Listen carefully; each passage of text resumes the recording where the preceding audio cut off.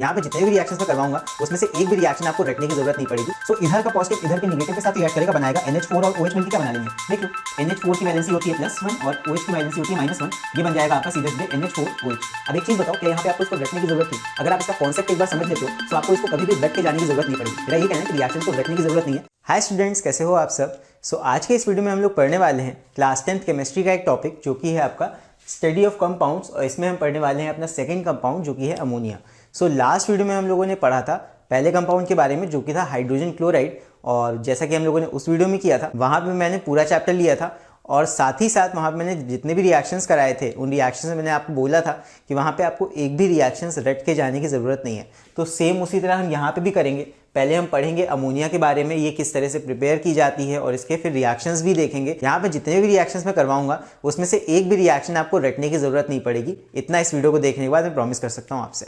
सो इस वीडियो को आप पूरा एंड तक जरूर देखना, बिकॉज रिएक्शंस यहाँ बहुत अच्छे से मैं बताने वाला हूँ। और अगर आपको इस चैप्टर के हैंड रिटन नोट्स चाहिए तो उसके लिए आप मेरी ऐप को भी डाउनलोड कर सकते हो। उसका लिंक आपको ऊपर आई बटन पे या फिर नीचे डिस्क्रिप्शन में मिल जाएगा। ये सारे हैंड रिटन नोट्स हैं इस चैप्टर के, और ये सिर्फ मेरी ऐप पे अवेलेबल है। वहाँ पे जाके आप मेरे केमिस्ट्री कोर्स में, केमिस्ट्री सेमेस्टर 2 का जो कोर्स है उसमें जाके इसको डाउनलोड कर सकते हो। तो चलो अभी इस चैप्टर को स्टार्ट करते हैं।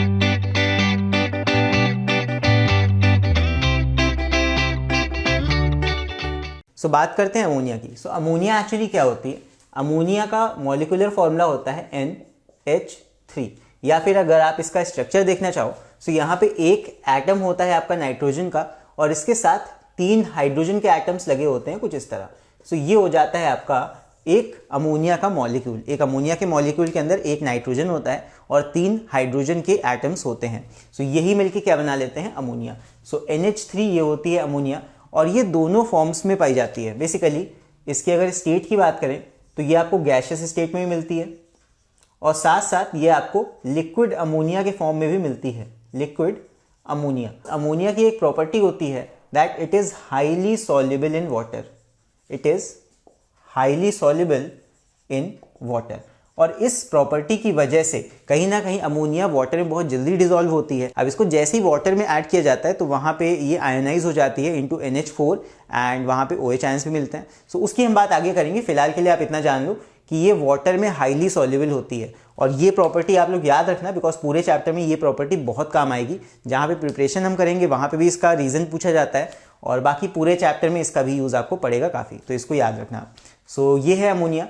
और इसके बाद अब बात करते हैं कि अमोनिया को हम बनाते कैसे हैं। सो अमोनिया को बनाने के देखो बेसिकली 2 तरीके होते हैं। किसी भी गैस को या किसी भी प्रोडक्ट को बेसिकली बनाने के 2 तरीके होते हैं। एक तो होता है आपका, अगर प्रिपरेशन की बात करें, प्रिपरेशन। सो प्रिपरेशन देखो 2 तरह की होती है। एक होती है आपकी लैब प्रिपरेशन, एक होती है लैब प्रिपरेशन, और एक होती है इंडस्ट्रियल प्रिपरेशन। आप लोग इसके बारे में पढ़ते तो हर चैप्टर में हो, लेकिन इसके बारे में एक चीज़ आप लोग नहीं समझ पाते हो, ये एक्चुअली डिफर क्यों करती हैं। देखो, तो लैब प्रिपरेशन का मतलब ये है कि आपको कोई भी कंपाउंड थोड़ा सा ही वहाँ पे जनरेट करना है, थोड़ा सा ही प्रोड्यूस करना है। सो लैब प्रिपरेशन में क्या होता है, small amount of product is formed. Small amount में अगर आपको अमोनिया बनानी है तो आप कौन सा मेथड यूज़ करोगे, लैब प्रिपरेशन वाला मेथड यूज़ करोगे। क्यों? बिकॉज थोड़े से अमाउंट में बनाना है तो लैब प्रिपरेशन वाला मेथड ज़्यादा फीजिबल है। भाई आप पूरा मशीन कहाँ से लेके आओगे इंडस्ट्री वाला। सो लैब प्रिपरेशन के लिए, स्मॉल अमाउंट में बनाने के लिए लैब प्रिपरेशन वाला मेथड हम यूज़ करते हैं। लेकिन इंडस्ट्रियल प्रिपरेशन में हम वो तरीका यूज़ करते हैं, हमें इंडस्ट्री में इतनी सी अमोनिया नहीं बनानी, वहाँ पे हमें कई हज़ारों लीटर बनानी होती है अमोनिया। सो वहाँ के लिए ऐसा मेथड यूज़ करा जाता है जो फीजिबल हो, which is feasible and large amount of product can be formed. तो ऐसा मेथड वहाँ पे इंडस्ट्री में यूज़ किया जाता है जो फिजिबल हो। फिजिबल का मतलब यहाँ पे ये है कि उसमें कम एनर्जी लगे और वहाँ पे ज़्यादा मात्रा में हम यही कंपाउंड प्रोड्यूस कर पाएँ। सो इस चैप्टर में दोनों ही तरीके आपके कोर्स में है। पहले तो हम लैब प्रिपरेशन देखेंगे कैसे की जाती है, और उसके बाद हम इंडस्ट्रियल प्रिपरेशन भी देखेंगे अमोनिया का, जो कि किया जाता है by a process called Haber's process. एक हेबर्स प्रोसेस होती है, हेबर साइंटिस्ट का नाम है, उन्हीं के नाम पे इस प्रोसेस का नाम पड़ा है। सो हेबर्स प्रोसेस की मदद से इंडस्ट्री में हम बनाते हैं अमोनिया, और बहुत ही आसान प्रोसेस होता है। अब इन साइंटिस्ट ने कैसे ये तरीका डिस्कवर किया होगा ये आप सोचना, बट ये तरीका अभी जब मैं बताऊंगा तब आपको खुद समझ में आएगा कि कितना सिंपल तरीका है लेकिन इफेक्टिव भी है। सो पहले हम लैब प्रिपरेशन की बात करते हैं, उसके बाद इंडस्ट्रियल प्रिपरेशन पे आएंगे। सो अभी हम देखने वाले हैं lab method of preparation of ammonia. So यहाँ पे लैब सेटअप हमने देखो बनाया हुआ है, ड्रॉ किया हुआ है। सो अप्रॉक्स ऐसा ही कुछ लैब सेटअप होगा असली लैब में भी। सो इस तरह का कुछ सेटअप हम लेते हैं। यहाँ पे हमने एक राउंड बॉटम फ्लास्क लिया है और इसको ऐसे टिल्ट करके एक स्टैंड पे लगा दिया है और इसके अंदर हमने एक सब्सटेंस लिया है। अब ये सब्सटेंस क्या है इसकी हम बात अभी करेंगे। और यहाँ पे बेसिकली इस सब्सटेंस को हम हीट कर रहे हैं वाया बंसन बर्नर और यहाँ पे फिर हमने इस राउंड बॉटम फ्लास्क से एक पाइप कनेक्ट कर दिया है जो कि आगे जाके यहाँ तक आ रहा है। फिर इस पाइप से जो गैस रिलीज होगी, जो भी गैस यहाँ आएगी वो यहाँ पे फिल्टर आउट होगी इस फिल्टर से। फिर वो फिल्टर होने के बाद इस पाइप से होके जाके ऊपर आ जाएगी, यानी कि जो गैस यहाँ बना रहे हैं वो बेसिकली लाइटर देन एयर है, तभी इसको हम पाइप आगे लेके जा रहे हैं और यहाँ पे उल्टे जार में हम इसको कलेक्ट कर रहे हैं। सो यहाँ पे जो गैस बनेगी वो लाइट होगी तो यहाँ पे वो रिलीज होकर इस जार में कलेक्ट हो जाएगी। सो अभी हम देखते हैं पूरा प्रोसेस कैसे काम करता है। सो यहाँ पे जो हम सब्सटेंस ले रहे हैं, यहाँ पे हम सब्सटेंस लेते हैं वी टेक, यहाँ पे हम लेते हैं NH4Cl एंड इसके साथ हम लेते हैं CaOH होल ट्वाइस, मीन्स यहाँ पे हम ले रहे हैं ammonium chloride and calcium hydroxide. So यहाँ पे क्या होता है, यहाँ पे ये दोनों हमारे हो जाएंगे रिएक्टेंट्स। अगर आपसे क्वेश्चन पूछा जाए that what are the reactants of this lab method, so ये हो जाएंगे हमारे रिएक्टेंट्स, मतलब इन दोनों को हम रिएक्ट करा रहे हैं। सो जैसे ही इन दोनों सब्सटेंस को हम यहाँ मिक्स करते हैं और साथ में हीट प्रोवाइड करते हैं तो क्या होता है उसकी बात करते हैं। सो यहाँ पे अगर हम NH4Cl को लें और इसको CaOH होल ट्वाइस के साथ रिएक्ट कराएं और यहाँ पे हम प्रोवाइड कर दें हीट। सो अब यहाँ आप ये सोच के चलो, मान लो आपको एकदम रिएक्शन नहीं आता, तब आप कैसे करोगे, कैसे यहाँ बनाओगे, क्या आ रहा है। सो यहाँ पे ये दोनों चीज़ें जैसे ही ऐड होंगी, थोड़ा सा आप लॉजिक लगाओ, देखो कौन सा कंपाउंड कहाँ से ब्रेक होगा हीट होने पे। NH4Cl ब्रेक होगा यहाँ से और CaOH होल ट्वाइस यहाँ से ब्रेक होगा। यहाँ बनेगा आपके पास, एक तो बनेगा NH4 प्लस आयन यहाँ पे और Cl माइनस आयन यहाँ पे, Ca+2 आयन यहाँ बनेगा और OH माइनस आयन यहाँ बनेगा। सो इधर का पॉजिटिव इधर के निगेटिव के साथ रिएक्ट करेगा, बनाएगा NH4 और OH मिलके क्या बना लेंगे, देख लो NH4 की वैलेंसी होती है +1 और OH की वैलेंसी होती है -1, ये बन जाएगा आपका सीधे सीधे NH4OH, ये बन गया।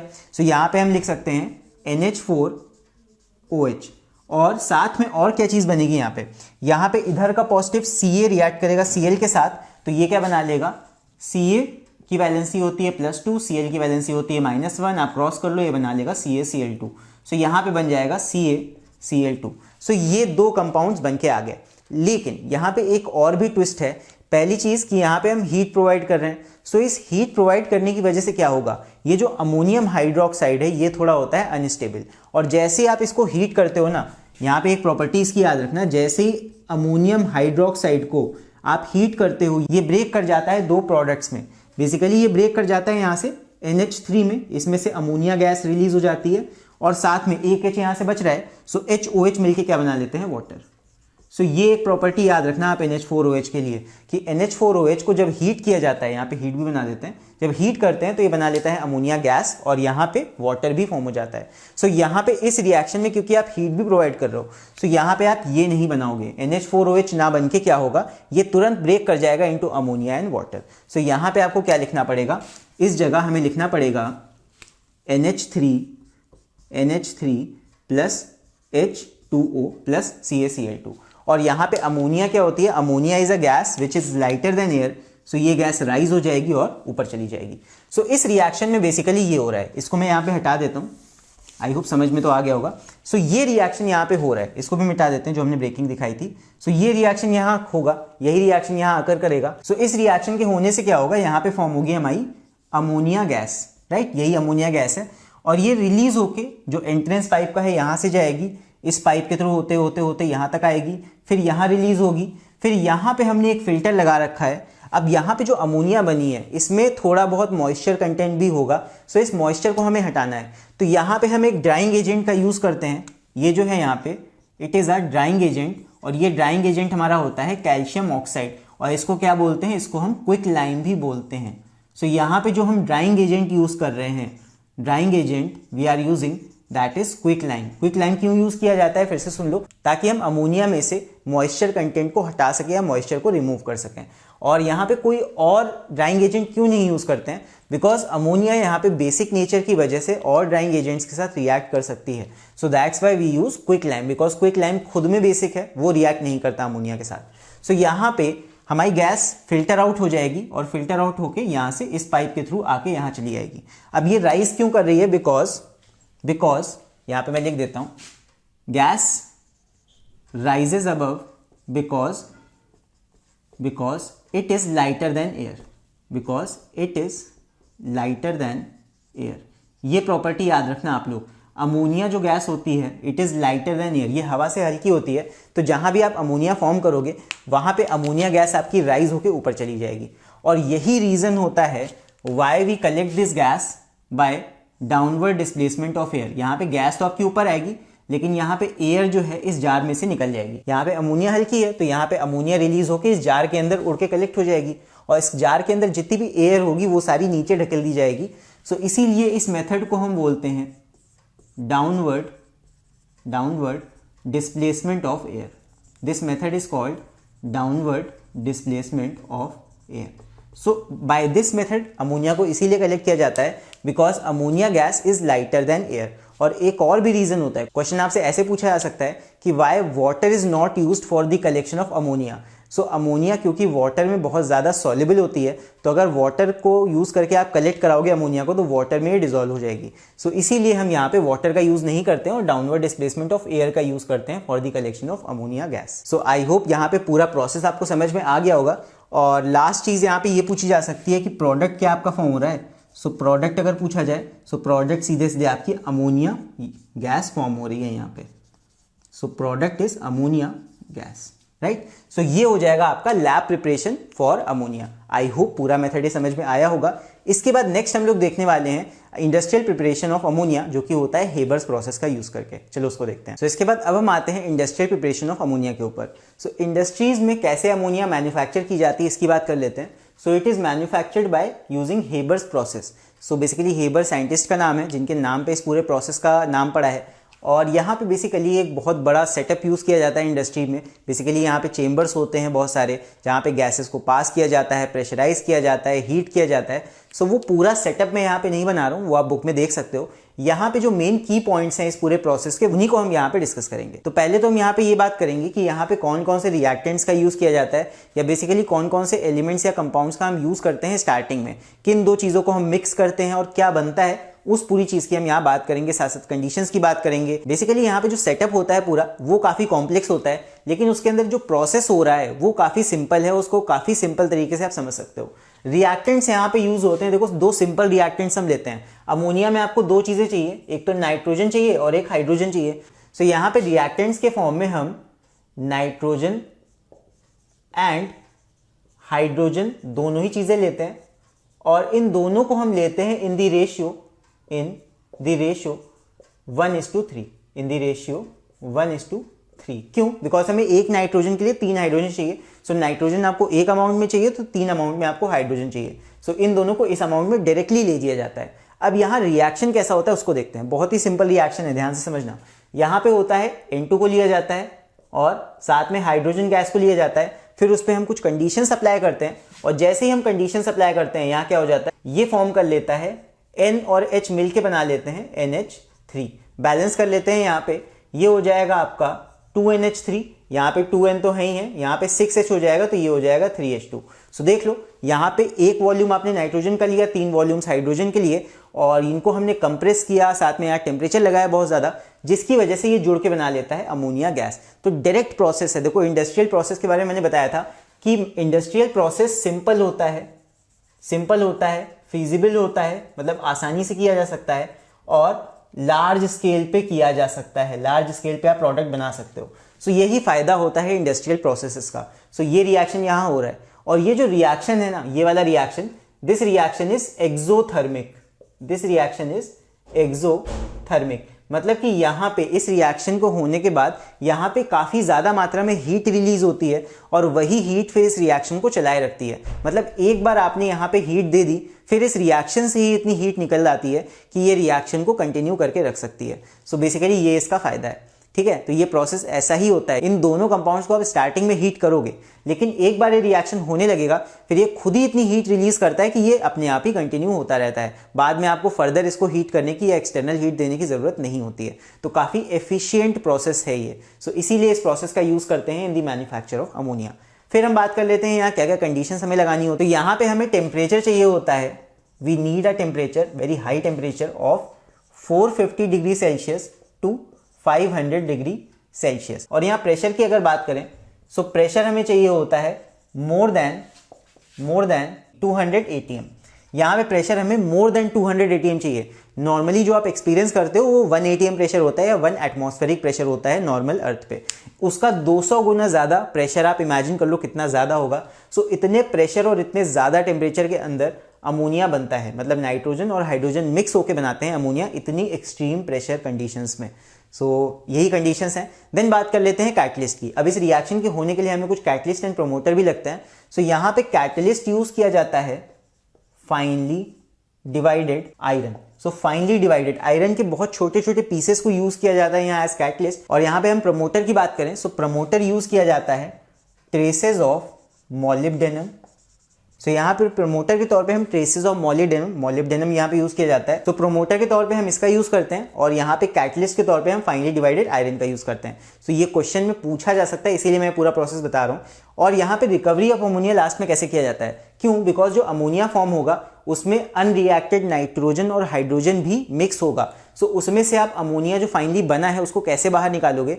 सो बेसिकली यहाँ पे जो प्रोसेस यूज होता है that is called liquefaction.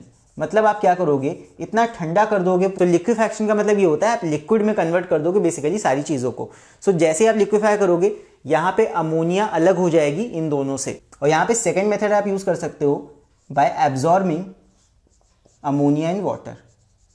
So by absorbing in water, so ammonia को आप पानी में भी डिजोल्व कर सकते हो या एब्जॉर्ब करा सकते हो, बिकॉज अमोनिया हाईली सॉल्युबल होती है वाटर में। सो वाटर में डिजोल्व हो जाएगी और वहाँ से आप उसको अलग कर सकते हो। सो ये पूरा मेथड होता है हेबर्स प्रोसेस का। यहाँ पे इतनी चीज़ें आप मिनिमम याद रखना, बिकॉज एग्जाम में ये सारी चीज़ों में से कुछ ना कुछ चीज़ें पूछी जा सकती हैं। सो इतनी चीज़ें हैं इसमें, आई होप ये सारी समझ में आई होंगी। इसके बाद नेक्स्ट हम देखने वाले हैं फाउंटेन एक्सपेरिमेंट, जहाँ पे हम टेस्ट करते हैं द सॉल्युबिलिटी ऑफ अमोनिया। फिर इसके बाद हम देखते हैं फाउंटेन एक्सपेरिमेंट। सो ये एक्सपेरिमेंट आपने लास्ट वाले स्टडी ऑफ कंपाउंड में भी देखा था, हाइड्रोजन क्लोराइड में। सो वहाँ पे भी हम इसका यूज़ करते हैं to demonstrate the high solubility of HCl। और यहाँ पे हम डिमॉन्स्ट्रेट करने वाले हैं high solubility of ammonia in water.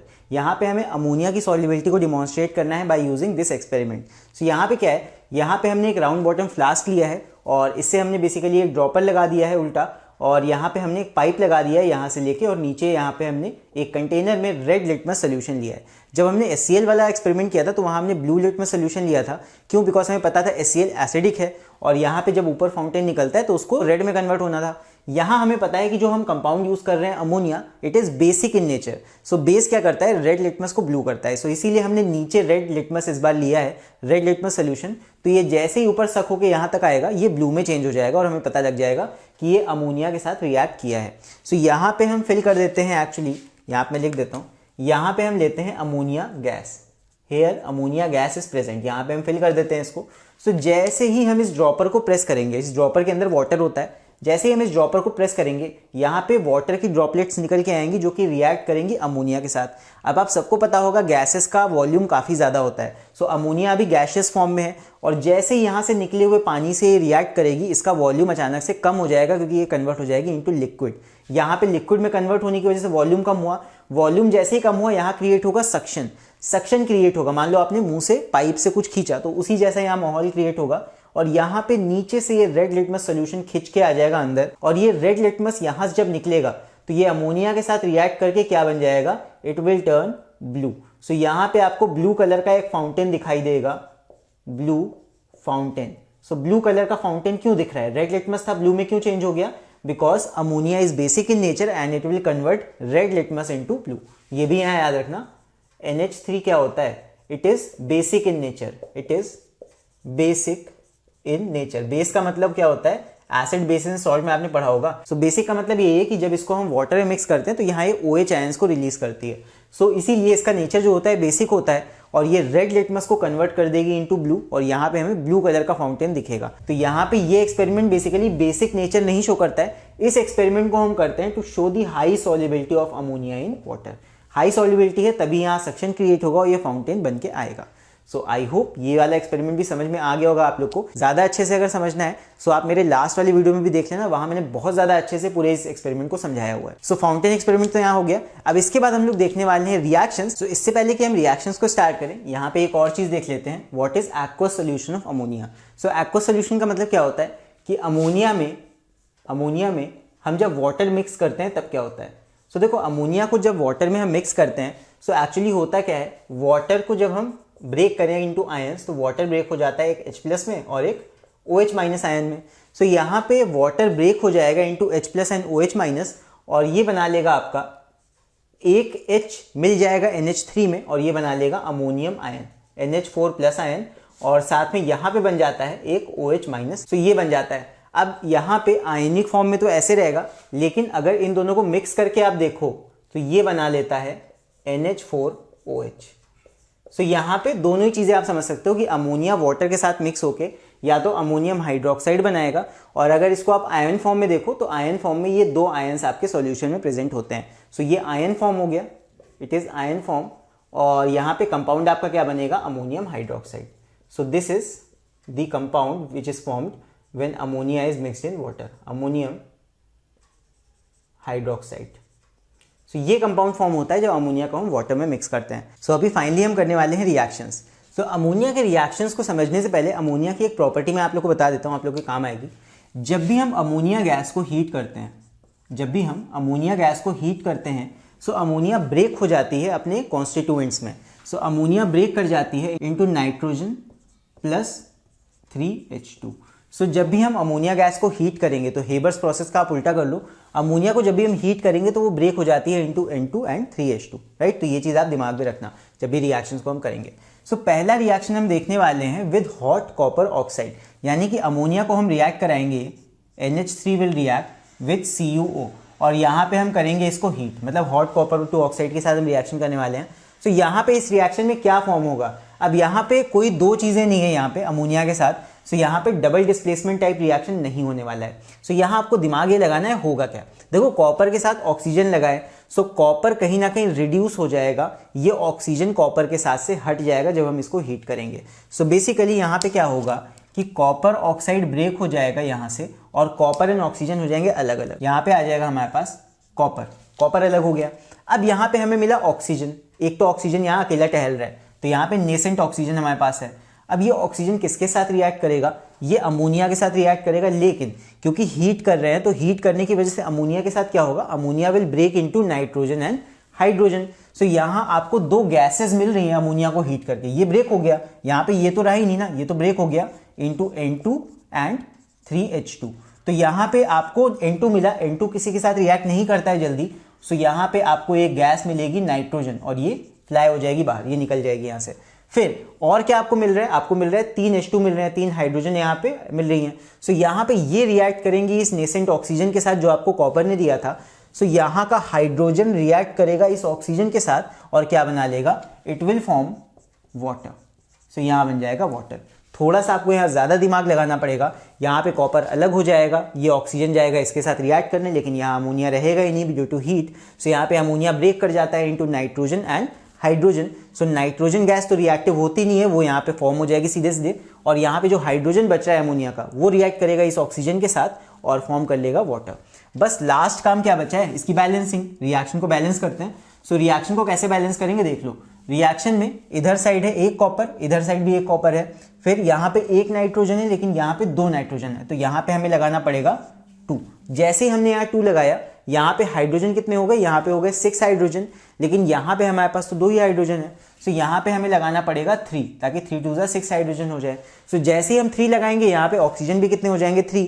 सो यहाँ 3 ऑक्सीजन है, सो यहाँ पे मेरे पास सिर्फ एक ऑक्सीजन है, तो यहाँ पे मुझे लगाना पड़ेगा 3, ताकि ऑक्सीजन बैलेंस हो जाए। और ऑक्सीजन बैलेंस करने के चक्कर में यहाँ पे कॉपर भी हमारे 3 हो गए। सो 3 कॉपर यहाँ हो गए, जिसकी वजह से आपको बैलेंस करने के लिए यहाँ भी 3 लगाना पड़ेगा।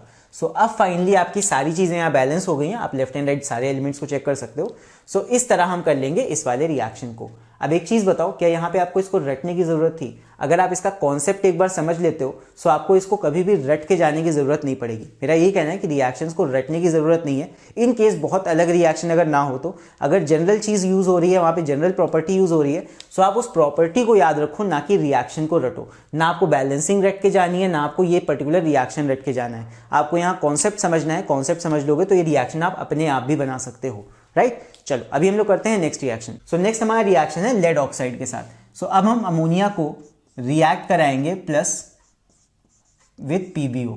यहाँ पे अमोनिया को हम रिएक्ट करा रहे हैं लेड ऑक्साइड के साथ। सो सिमिलर रिएक्शन है, यहाँ भी हम हीट करेंगे और यहाँ भी कुछ मिलता जुलता ही रिएक्शन होगा। सो यहाँ पे क्या हो जाएगा, PbO से पहले लेड बाहर निकल आएगा और यहाँ पे ऑक्सीजन जो निकल के आएगी वो रिएक्ट करेगी यहाँ के H के साथ और बना लेगी वाटर, और यहाँ से जो नाइट्रोजन गैस निकलेगी उसको हम यहाँ पे लिख लेते हैं।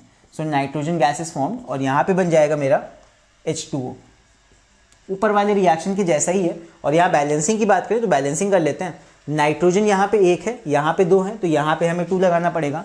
जैसे ही 2 लगाया यहाँ हाइड्रोजन 6 हो गए, तो यहाँ पे हाइड्रोजन 2 है तो इनको भी 6 बनाने के लिए हमें 3 लगाना पड़ेगा। 3 लगाया तो ये ऑक्सीजन भी 3 हो गए।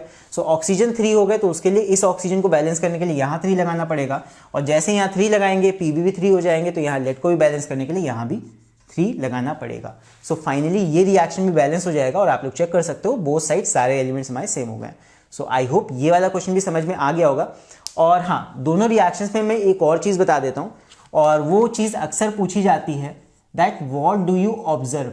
यहाँ पे ऑब्जर्वेशन आपसे पूछी जा सकती है इन दोनों रिएक्शंस में, राइट। तो ऑब्जर्वेशन क्या होती है? ऑब्जर्वेशन यहाँ पे तो आप रिएक्शन को पेपर पे करके देख रहे हो, मतलब यहाँ पे बोर्ड पे हम कर रहे हैं, यहाँ पे ये चीज़ तो हम थ्योरेटिकली कर रहे हैं, लेकिन रियल में अगर इन एक्सपेरिमेंट को किया जाए या इन रिएक्शंस को किया जाए तो यहाँ पे आपको विजिबल चेंजेस क्या दिखाई देंगे वो चीज़ आपको बतानी होती है यहाँ पे इन ऑब्जर्वेशन। सो यहाँ ऑब्जर्वेशन क्या होगा, देखो पहले रिएक्शन की अगर बात करें तो जो कॉपर ऑक्साइड होता है ये एक्चुअली ब्लैक कलर का सॉलिड होता है, इट इज ब्लैक सॉलिड।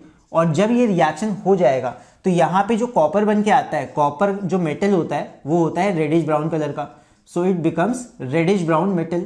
सो यहाँ पे ब्लैक कलर जो होगा, black colour will change into reddish brown. So यहाँ पे ब्लैक कलर सॉलिड जो होगा it will change into reddish brown metal. So ये हमारा विजिबल चेंज होगा जो हम आंखों से देखेंगे इस रिएक्शन में। तो ये ऑब्जर्वेशंस भी आप लोग याद रखना कुछ रिएक्शंस के लिए जहाँ पे ये चेंजेस हो रहे हैं, आपकी बुक में भी मेंशन होंगे और यहाँ मैं भी बताते चल रहा हूँ यहाँ पे क्या चेंजेस होते हैं। फिर लेड ऑक्साइड की अगर बात करें इसकी, तो ये आपका होता है येलोइश मेटल या येलो कलर का होता है, इट इज येलोइश। सो ये चेंज हो जाता है इनटू लेड, और जब लेड बनता है तो लेड आपका होता है ग्रेइश कलर का या ग्रे कलर का, ग्रे मेटल। तो लेड होता है ग्रे कलर का, तो ये ग्रे में चेंज हो जाएगा। सो यहाँ का विजिबल चेंज क्या हुआ, आपका येलोइश जो यहाँ पे कंपाउंड था वो चेंज हो गया इनटू ग्रेइश कलर, या फिर ग्रेइश कलर का कंपाउंड आपका बन के आ गया। सो यहाँ पे ये चेंज होता है, ये ऑब्जर्वेशन होगा, ये भी आपको दिमाग में रखनी है, क्वेश्चंस में पूछी जा सकती है। चलो इसके बाद हम लोग करते हैं अगला रिएक्शन। सो नेक्स्ट हमारा रिएक्शन होने वाला है विद ऑक्सीजन। सो ऑक्सीजन के साथ देखो दो तरह से रिएक्शन होता है। पहला हम देखते हैं बर्निंग, जब हम डायरेक्टली अमोनिया को बर्न करते हैं इन ऑक्सीजन, बर्निंग इन ऑक्सीजन।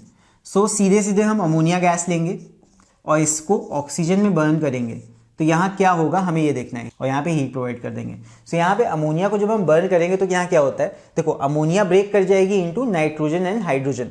सो यहाँ पे आपको एक तो मिलेगा नाइट्रोजन, और यहाँ से जो हाइड्रोजन रिलीज होगा वो रिएक्ट करेगा ऑक्सीजन के साथ टू फॉर्म H2O, और यहाँ पे आप बैलेंस कर सकते हो फिर इन सब दोनों को। तो यहाँ पे हो जाएगा N 1 है, यहाँ पे 2 है, तो यहाँ पे 2 लगाना पड़ेगा। यहाँ पे हाइड्रोजन 6 हो गए, सो यहाँ पे आपको 3 लगाना पड़ेगा, और इसकी वजह से ऑक्सीजन 3 हो गए, यहाँ पे 2 है, सो यहाँ पे 3 तो आप इसको बना नहीं पाओगे।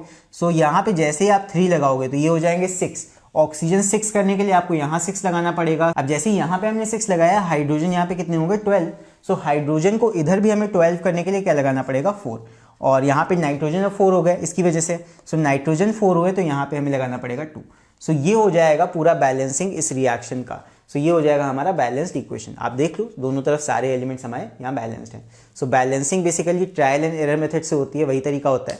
सो ट्रायल एंड एरर आप लगाते जाओगे, देखते जाओगे, एक जगह नंबर लगाया, फिर चेक किया, फिर उसकी वजह से जो अनबैलेंस हो रहा है उसको बैलेंस करेंगे। सो ट्रायल एंड एरर आप चलता रहेगा, और जब फाइनली आपके एलिमेंट्स बैलेंस हो जाएंगे, यहाँ पे सारे एलिमेंट्स आपके एक जैसे हो जाएंगे, सारे नंबर्स आपके इक्वल हो जाएंगे।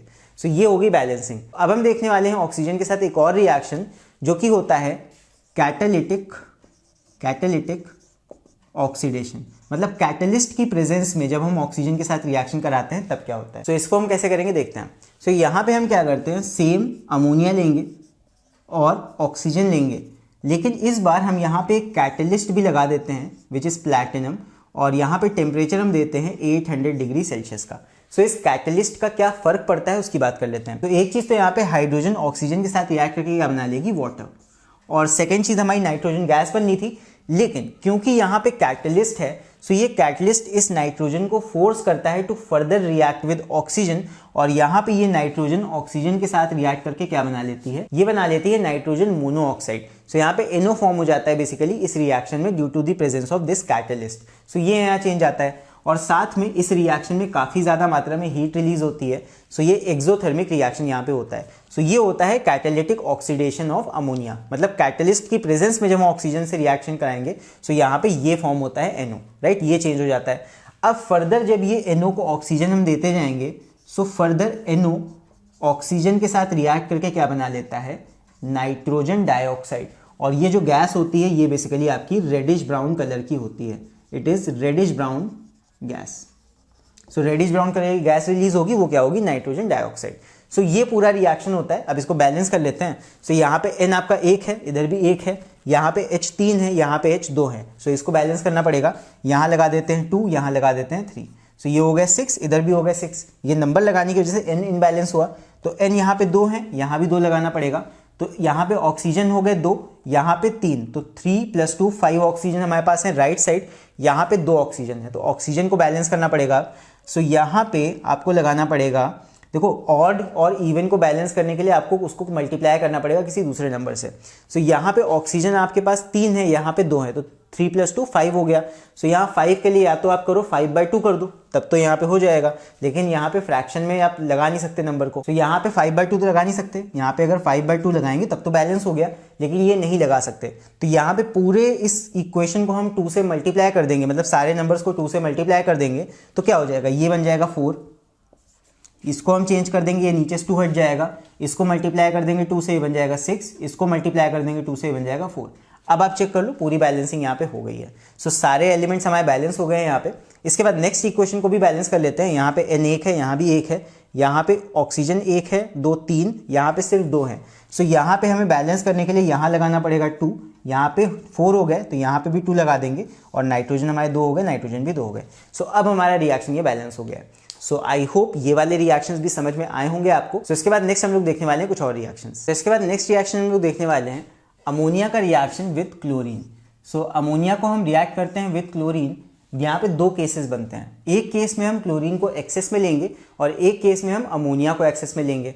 सो यहाँ पे पहला केस देखते हैं। एक केस में यहाँ पे हम अमोनिया को ज़्यादा मात्रा में लेंगे। सो अमोनिया को हमने लिया एक्सेस में, अमोनिया इन एक्सेस, और यहाँ पे हमने ऐड किया इसमें Cl2। सो यहाँ पे रिएक्शन कैसे होगा इसको देखते हैं। सो यहाँ पे बेसिकली 2 चीज़ें ऐड हो रही हैं, यहाँ पे कुछ भी ब्रेक नहीं हो रहा है, लेकिन यहाँ ब्रेक होगा। अमोनिया एक्चुअली ब्रेक हो जाएगा into nitrogen and hydrogen. So यहाँ नाइट्रोजन या हाइड्रोजन में ब्रेक हो जाएगा। सो यहाँ क्या फॉर्म होगा, देखो यहाँ पे फॉर्म होगा आपके पास नाइट्रोजन गैस, और यहाँ पे हाइड्रोजन रिलीज हुआ, ये रिएक्ट करेगा इस क्लोरीन के साथ टू फॉर्म HCl। सो यहाँ पे आपके पास में ये 2 चीज़ें आएंगी, N2 + HCl। आप इस रिएक्शन को एक बार बैलेंस कर लो, फिर मैं आगे बताता हूँ। सो ये रिएक्शन बैलेंस कैसे होगा, यहाँ पे नाइट्रोजन 2 है, यहाँ पे भी 2 लग जाएगा, फिर यहाँ हाइड्रोजन 3 है। सो 3 हाइड्रोजन यानी 6 हो गए यहाँ पे एक ही हाइड्रोजन है, तो इसको बैलेंस करने के लिए हमें 6 लगाना पड़ेगा, राइट। फिर यहाँ पे 6 लगाने की वजह से Cl भी 6 हो गए, तो यहाँ पे Cl को बैलेंस करने के लिए हमें 3 लगाना पड़ेगा। सो अब यहाँ पे पूरा रिएक्शन बैलेंस हो गया है। अब यहाँ पे एक चीज समझना ना, यहाँ पे हमारे पास अमोनिया एक्सेस में है, यानी अमोनिया हमारे पास और ज्यादा है, तो यहाँ पे जो HCl फॉर्म हुआ है ये भी अभी अमोनिया के साथ फिर से रिएक्ट करेगा फर्दर। सो अगेन इस एक्सेस अमोनिया को हम लेंगे और इसमें जो बना है 6 HCl इसको हम रिएक्ट करा देंगे प्लस 6 HCl। याद रखना 6 HCl पूरा आपको यहाँ पे कंज्यूम करवाना है, तो यहाँ पे आप 6 HCl ही लोगे, इसके हिसाब से बाकी चीज़ें बैलेंस हो जाएंगी अभी। तो यहाँ पे 6 HCl में आप अमोनिया ऐड कर रहे हो, सो अमोनिया इसके साथ रिएक्ट करेगी कैसे, यहाँ पे H इसमें ऐड होगा, NH4 बनाएगा, और फिर ये दोनों चीज़ें ऐड होकर क्या बना लेंगी, NH4Cl। ये रिएक्शन हमने शुरुआत में ही देखा था, राइट। तो यहाँ पे NH4Cl बन जाएगा, डेंसिफाइड फ्यूम इसके बन जाएंगे। तो यहाँ डेंसिफाइड फ्यूम की हम बात नहीं करेंगे, यहाँ बेसिकली ये बन गया। अब यहाँ इसको भी बैलेंस कर लेते हैं इसके हिसाब से। तो यहाँ पे इस साइड यहाँ पे देखो 6H है, यहाँ पे 3H है, 9H हो गए, यहाँ पे आपके पास 4H है। सो इनको बैलेंस करने के लिए क्या करो, यहाँ पे 6 HCl है ना, तो यहाँ पे 6Cl हो गए, यहाँ पे 6 लगा दो सीधे, यहाँ पे हो जाएंगे 6Cl और 6Cl। सो यहाँ पे 6 लगाने की वजह से ये नाइट्रोजन कितने हो गए, ये भी 6 हो गए, तो यहाँ पे भी 6 लगा दो, अब ये बैलेंस हो जाएगा, देख लो। सो यहाँ पे 6 3 18H हो गए प्लस 6 ये हो गए 24, और इधर कितने हो गए 6 4 24H। सो ये पूरा रिएक्शन बेसिकली बैलेंस हो गया है। बैलेंस क्या हो गया, यहाँ पे हमने 6 एक्स्ट्रा लगाया है सब में, क्यों, बिकॉज हमें 6 HCl चाहिए थे इसको बैलेंस करने के लिए, ये सेम होने चाहिए।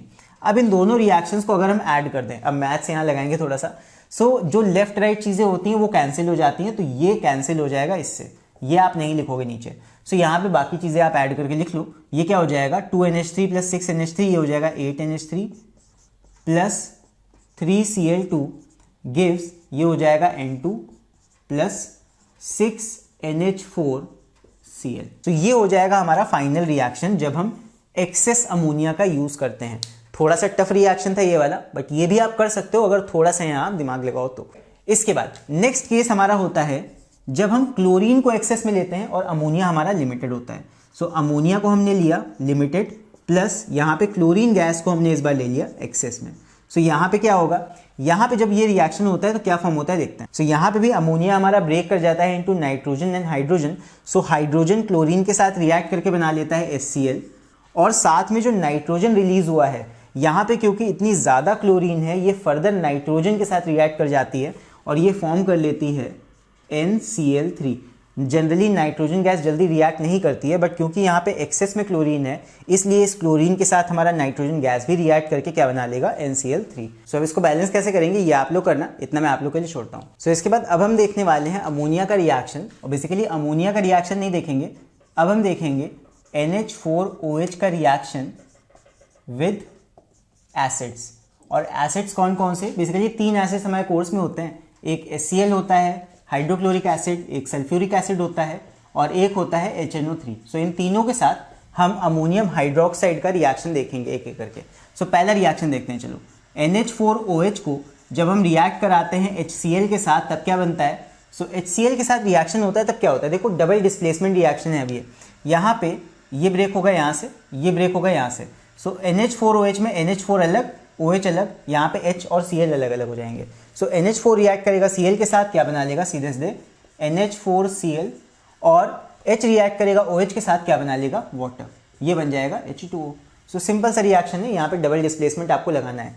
तो और इसके बाद चलो करते हैं नेक्स्ट रिएक्शन H2SO4 के साथ। सो NH4OH जब रिएक्ट करेगा H2SO4 के साथ, सो ये कैसा रिएक्शन होता है देख लो। यहाँ पे ऐसे ही ब्रेक होगा, ये NH4OH यहाँ से ब्रेक होता है, ब्रेकिंग दिखा देता हूँ मैं, यहाँ से ब्रेक होगा, और H2SO4 यहाँ से ब्रेक होगा, इधर का पॉजिटिव उधर के निगेटिव के साथ रिएक्ट करेगा। अब देखो यहाँ पे जो NH4 है इसकी वैलेंसी होती है +1 और SO4 की वैलेंसी होती है -2। सो यहाँ पे जब आप इन दोनों को क्रॉस करोगे तो ये क्या बन जाएगा NH4 होल ट्वाइस SO4। सो ये बन जाएगा NH4 होल ट्वाइस SO4, ये बन गया मेरा अमोनियम सल्फेट। कैसे बना, यहाँ क्रॉसिंग करके आपको बनाना पड़ेगा। फिर इसके बाद सेकेंड चीज़ हमारी क्या बनेगी, H और OH मिलकर बना लेंगे वाटर, ये बन जाएगा H2O। अब यहाँ पे बैलेंसिंग की ज़रूरत पड़ेगी तो यहाँ बैलेंसिंग भी कर लेते हैं। सो यहाँ पे आपका है NH4 होल ट्वाइस, तो होल ट्वाइस के लिए यहाँ पे आपको 2 लगाना पड़ेगा पहली चीज़। सो यहाँ पे 2 लगाने की वजह से ये OH भी 2 हो गए और यहाँ पे H2 था। सो यहाँ पे आपके पास इस पर्टिकुलर चीज़ में 4 हाइड्रोजन हो गए। सो यहाँ पे आप 2 लगा दोगे तो इधर के हाइड्रोजन भी बैलेंस हो जाएंगे। सो बस इतना करते ही आपका रिएक्शन ये वाला ही बैलेंस हो जाएगा। इसके बाद नेक्स्ट हम रिएक्शन करते हैं HNO3 के साथ। अगर हम NH4OH को रिएक्ट कराएं HNO3 के साथ, सो ये क्या फॉर्म करेगा देख लो, यहाँ भी ब्रेकिंग कर लो, ये ब्रेक होगा यहाँ से और HNO3 ब्रेक होगा यहाँ से। सो NH4 रिएक्ट करेगा इस बार NO3 के साथ, क्या बना लेगा, यहाँ पे दोनों की वैलेंसी +1 -1 होती है। सो ये बना लेगा NH4NO3 अमोनियम नाइट्रेट, और यहाँ बन जाएगा वाटर प्लस H2O। और यहाँ फर्दर बैलेंसिंग की ज़रूरत पड़ेगी नहीं, बिकॉज आपने यहाँ भी कहीं भी नंबर चेंज नहीं किया है। सो बस ये हो जाएगा आपका balanced reaction. So I hope ये तीनों रिएक्शंस भी आप लोग को समझ में आ गए होंगे, और इसी के साथ यहाँ पे हमारे रिएक्शंस खत्म होते हैं। इसके बाद बेसिकली कुछ और रिएक्शंस है वो मैं यहाँ पे आपको शो कर देता हूँ, बिकॉज ये रिएक्शंस आप ऑलरेडी एनालिटिकल केमिस्ट्री में कर चुके हो, तो यहाँ पे मैं इनको दोबारा नहीं करवा रहा हूँ। बाकी आई होप ये वाले रिएक्शंस आप लोग को समझ में आते होंगे। अगर नहीं आते हैं तो आप एक बार जाके मेरा एनालिटिकल केमिस्ट्री वाला वीडियो जाके देख लेना, उसका लिंक मैं नीचे डिस्क्रिप्शन में प्रोवाइड कर दूंगा। सो आई होप ये पूरा चैप्टर आपको अच्छे से समझ में आया होगा। अगर कहीं भी कोई भी डाउट हो तो आप मुझे नीचे कमेंट्स में लिख के बता सकते हो, और बाकी वीडियो कैसा लगा आप वो भी मुझे कमेंट्स में लिख के बता सकते हो, मुझे बहुत अच्छा लगेगा। सो अगर आप लोग को वीडियो अच्छा लगा हो तो इस वीडियो को लाइक ज़रूर करना, और बाकी अगर इस चैनल पर नए हो तो इस चैनल को सब्सक्राइब भी करना। और अगर आपको इस चैप्टर के हैंड रिटन नोट्स चाहिए तो आप उसके लिए मेरी ऐप को डाउनलोड कर सकते हो, लिंक आपको नीचे डिस्क्रिप्शन में ऊपर आई बटन में मिल जाएगा। सो चलो मिलते हैं फिर अगले वीडियो में। Till then take care, see you and bye bye.